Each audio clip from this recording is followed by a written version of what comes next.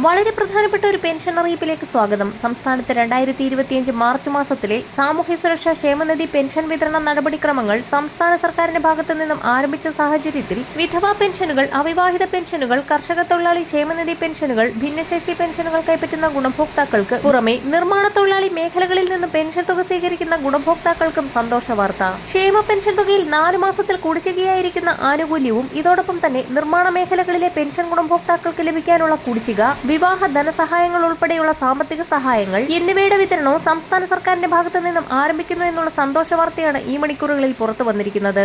കർഷക തൊഴിലാളി ക്ഷേമനിധി ബോർഡിൽ 2018 മാർച്ച് മുതൽ ഇങ്ങോട്ട് അധിവർഷാനുകൂല്യം നൽകാനുള്ള വകയിൽ 3,30,207 അപേക്ഷകളിലായി 400 കോടിയിലേറെയാണ് നിലവിൽ കുടിശ്ശികയുള്ളത്. ഇതിനു പുറമെയാണ് വിവാഹ ധനസഹായം മുടങ്ങിക്കിടക്കുന്നത്. നിർമ്മാണ തൊഴിലാളി മേഖലകളിൽ നിന്നുൾപ്പെടെയുള്ള ഗുണഭോക്താക്കൾക്ക് കൂടി ആനുകൂല്യം വിതരണം ചെയ്യുന്നതിലേക്കായി അടിയന്തരമായി 10,000 കോടി രൂപയുടെ വായ്പാനുമതി നൽകണമെന്നാവശ്യപ്പെട്ടുകൊണ്ട് കഴിഞ്ഞ ദിവസമായിരുന്നു ധനമന്ത്രിയും മുഖ്യമന്ത്രിയും കേന്ദ്ര ധനമന്ത്രി നിർമ്മല സീതാരാമനുമായി കൂടിക്കാഴ്ച നടത്തിയത്. ഇതിന് പിന്നാലെയാണ് സംസ്ഥാന സർക്കാരിന്റെ ഭാഗത്തു നിന്നും സുപ്രധാന നീക്കം ആരംഭിച്ചിരിക്കുന്നത്. കുടിശ്ശിക ഉൾപ്പെടെയുള്ള ആനുകൂല്യങ്ങൾ വിതരണം ചെയ്യുന്നതിലേക്കായി ഒരു പരിധിവരെ കേന്ദ്രത്തിന്റെ ഭാഗത്തു നിന്നും വായ്പാനുമതി ലഭിക്കുമെന്നുള്ള സൂചനകളാണ് സർക്കാർ വൃത്തങ്ങൾ നൽകിയിരിക്കുന്നത്.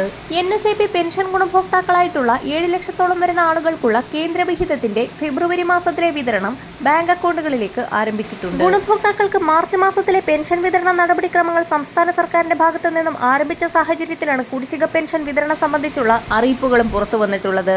ഗുണഭോക്താക്കൾക്ക് 2025 ഏപ്രിൽ മാസം മുതൽ തനത് പെൻഷൻ തുകയോടൊപ്പം ഒരു ഗഡു കുടിശ്ശിക കൂടി ചേർത്ത് 3,200 രൂപ വീതം ഏപ്രിൽ മാസം 14 മുന്നോടിയായി തന്നെ എത്തിച്ചേരും. കേന്ദ്രത്തിന്റെ ഭാഗത്തു നിന്നും അനുകൂല നീക്കം ഉണ്ടായ സാഹചര്യത്തിലാണ് സംസ്ഥാനത്ത് കുടിശ്ശിക അടക്കമുള്ള ആനുകൂല്യങ്ങൾ വിതരണം ചെയ്യാൻ സാഹചര്യം ഒരുങ്ങിയിരിക്കുന്നത്. വരും ദിവസങ്ങളിലെ സർക്കാർ അറിയിപ്പുകൾക്കായി ചാനൽ സബ്സ്ക്രൈബ് ചെയ്യാൻ മറക്കാതിരിക്കുക.